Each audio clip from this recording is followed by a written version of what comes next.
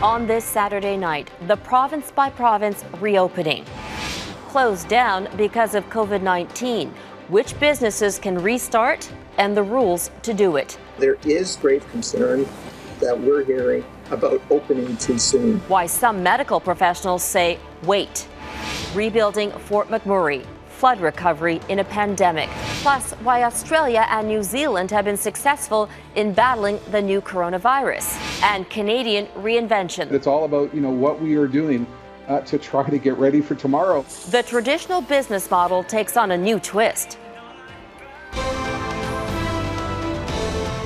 Global National with Robin Gill.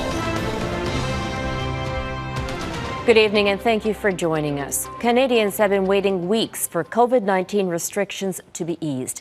With a close eye on preventing a new surge in cases, provinces are beginning to take their first cautious steps to do that. The situation is improving in many parts of the country, but some places are still grappling with rising numbers.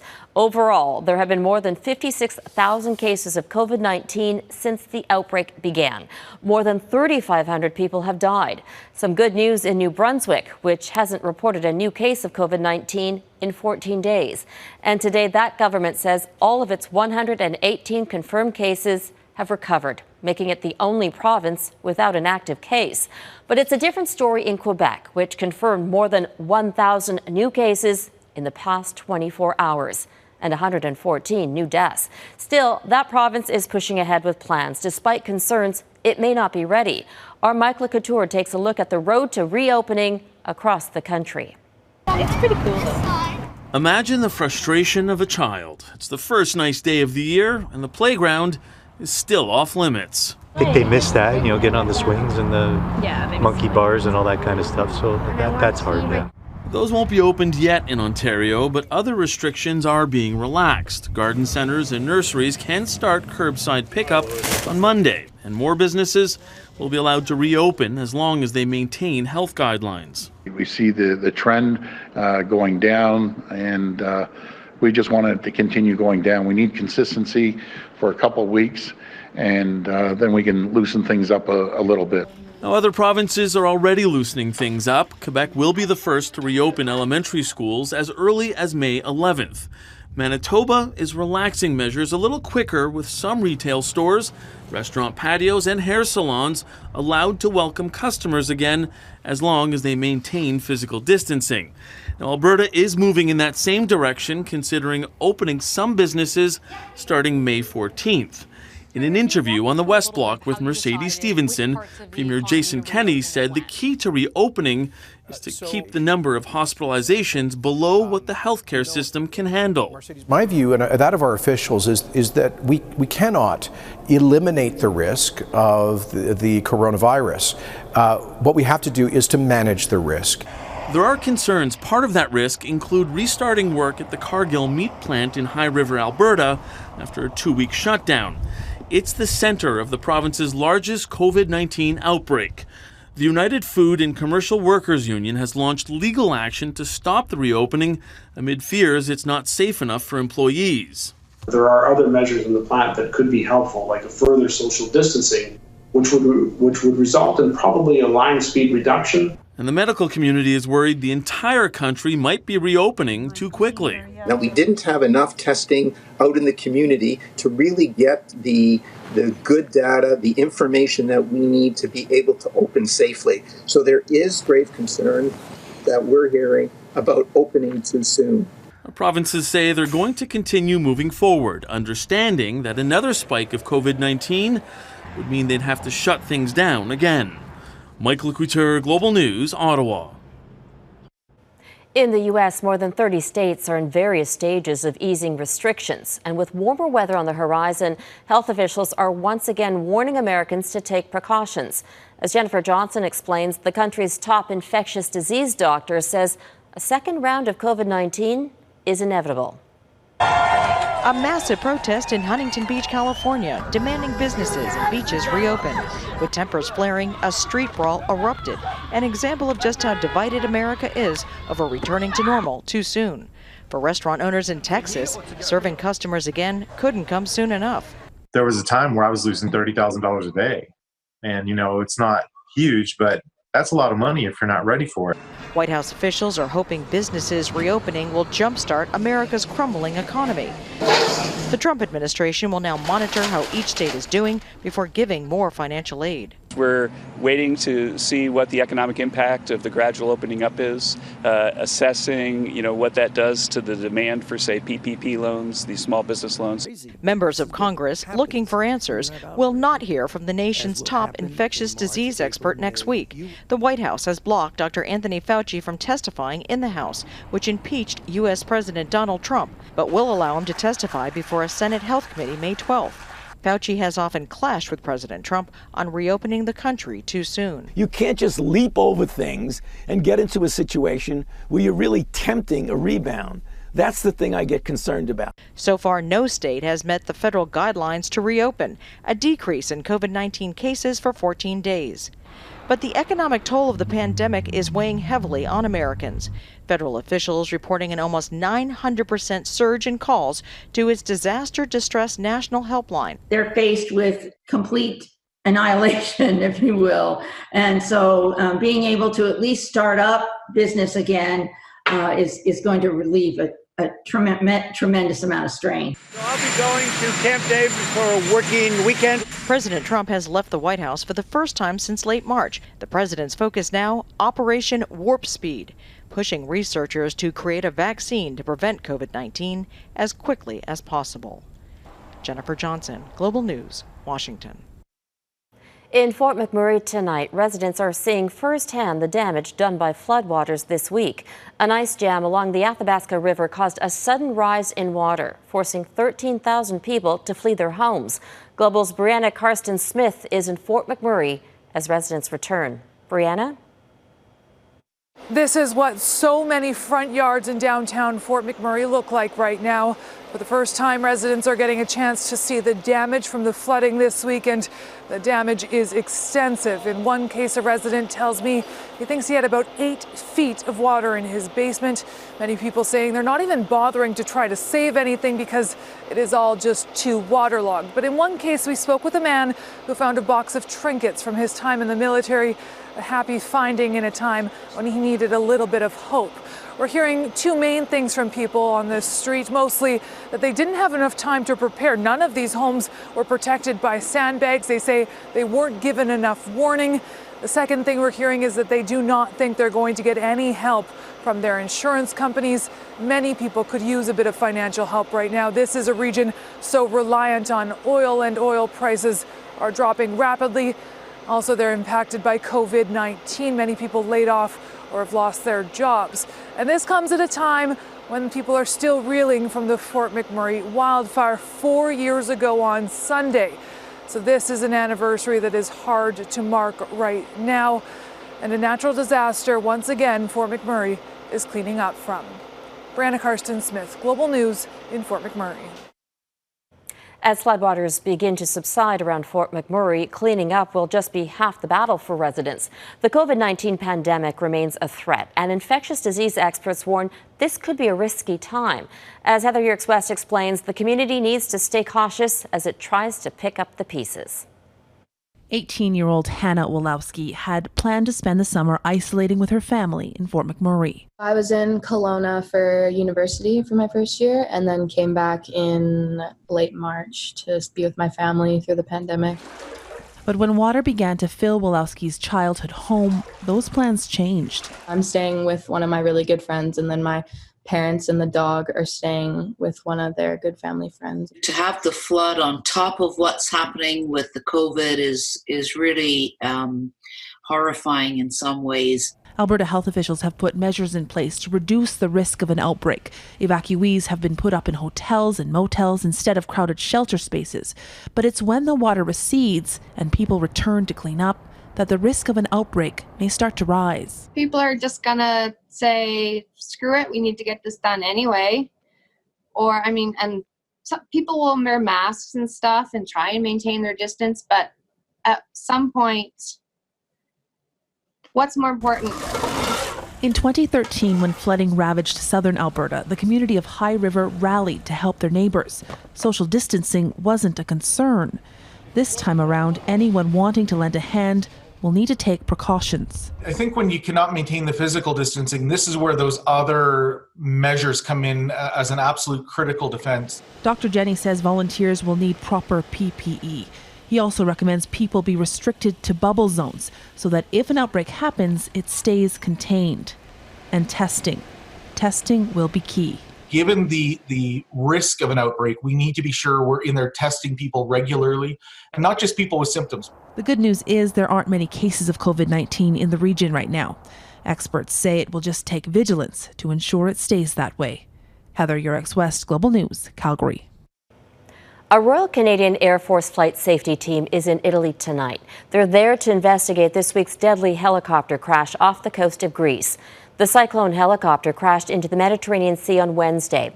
6 military personnel from HMCS Fredericton were aboard the chopper when it went down during a NATO exercise. 5 of them are missing and presumed dead.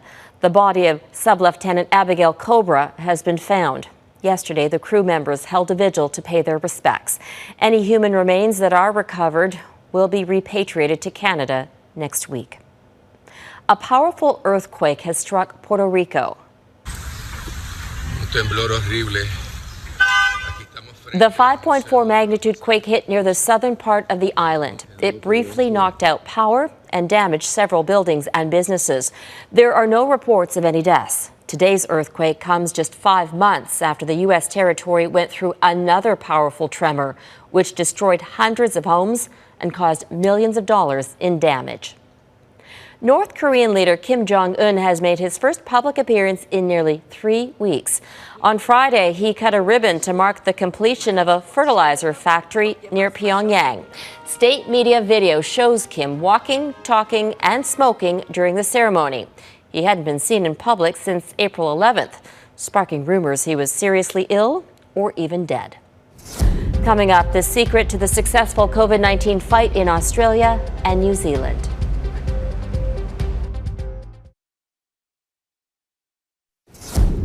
The biggest shipment of personal protective equipment to come into Canada so far arrived in Montreal last night on a chartered flight from China. The shipment is believed to contain mostly protective gowns for healthcare workers. It arrived on the world's largest cargo plane, an Antonov AN-225.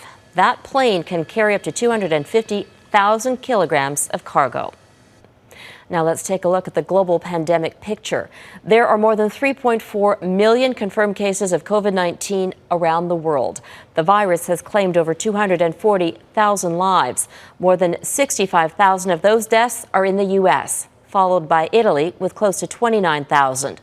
But the UK is on track to overtake Italy. It added 621 deaths today, bringing its total to over 28,000. France is planning to extend its health emergency by 2 months until July 24th. Its government says relaxing measures prematurely could cause another spike in cases. All travelers to the country will also face a compulsory 2-week quarantine period. Runners, cyclists, and pedestrians crowded onto streets and paths across Spain today. It's the first time in 7 weeks that people in that country are allowed out for exercise. Spain's government has set up time slots for age groups to prevent crowds from exposing at-risk elders.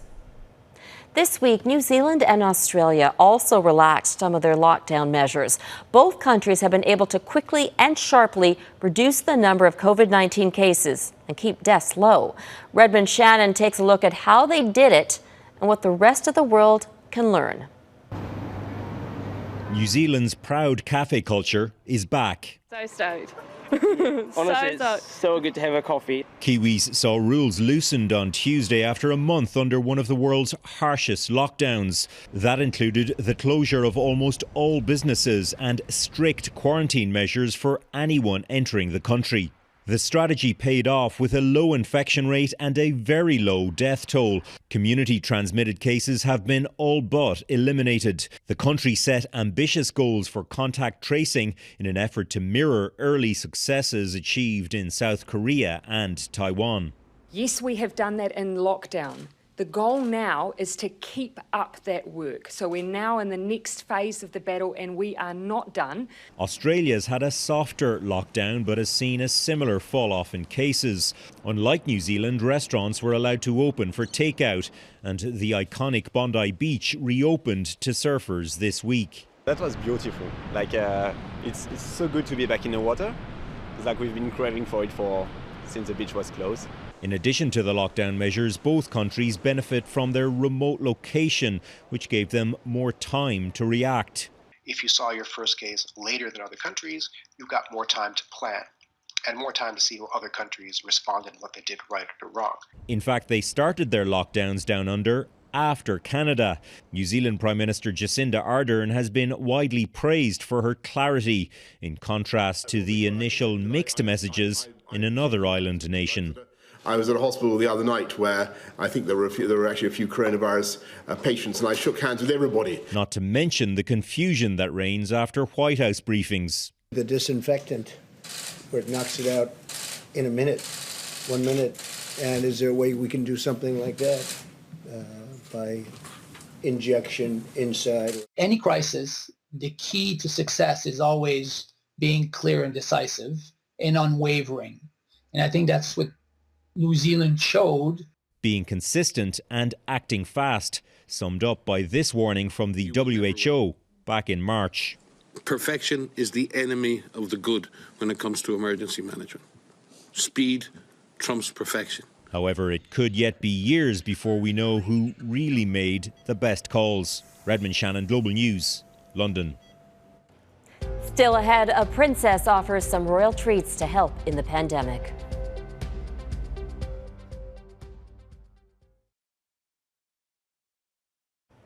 The royal family is celebrating the 5th birthday of Princess Charlotte, daughter of Prince William and the Duchess Kate. And to mark the occasion, they've released new photos of her helping the most vulnerable in this pandemic. The images, taken last month, show Charlotte delivering food parcels to the elderly who live near the royals' Sandringham estate. Boris Johnson and his fiancée Kari Simmons have named their son Wilfred Laurie Nicholas Johnson. He was born on Wednesday, and one of his middle names is a tribute to Dr. Nick Price and Dr. Nick Hart. They both treated the Prime Minister when he fell ill of COVID-19 in March. Up next, reacting by adapting, the Canadian innovations emerging from this pandemic.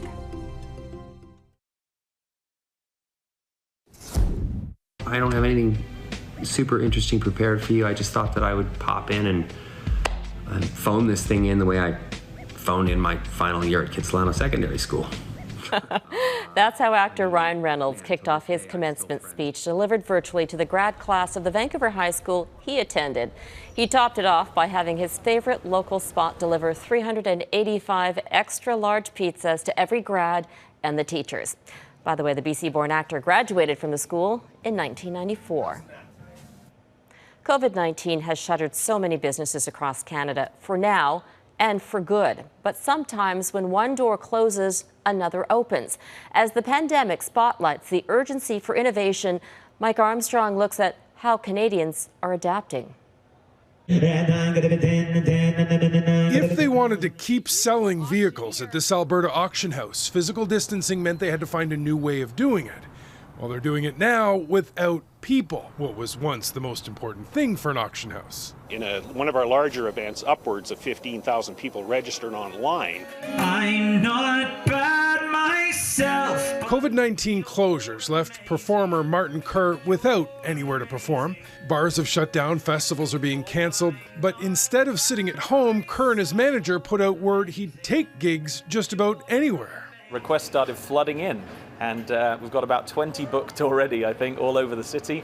Disruption is occurring everywhere. Jim Carroll would normally be on a stage somewhere talking trends. He's a futurologist. Instead, he's working out of his home, delivering speeches from a new studio. Carroll says COVID-19 is driving urgency to innovate. Well, it's all about attitude. It's all about mindset. It's all about, what we are doing to try to get ready for tomorrow. And let's go! Whether it's a BC trainer who's moved online or a new production line at a Quebec company making hand sanitizer, Canadians are innovating. I was like, okay. One that Carol's following is an Ontario farmer who'd normally be selling at farmers markets. Instead, in a matter of days, he created a virtual market and distribution system for himself and other producers. I'm running my farm. Like, I'm growing food. I'm growing even more food right now than I had planned to this year. Carol says what innovators are doing is adapting instead of sitting back, and that this era will leave a legacy. 5 or 10 years from now, we're going to look back at this and go like, that was really a massive breeding ground for innovation and creativity that was simply unparalleled. Carol may make a living predicting trends and where things are headed, but he says right now in the present, he's having trouble believing how quickly things are moving. Mike Armstrong, Global News, Montreal. And that is Global National for this Saturday. I'm Robin Gill. We leave you tonight with this life-sized game of Monopoly, chalking up fun in Edmonton. It's the work of 5 neighbors hoping to bring people together outside while staying apart. Good night.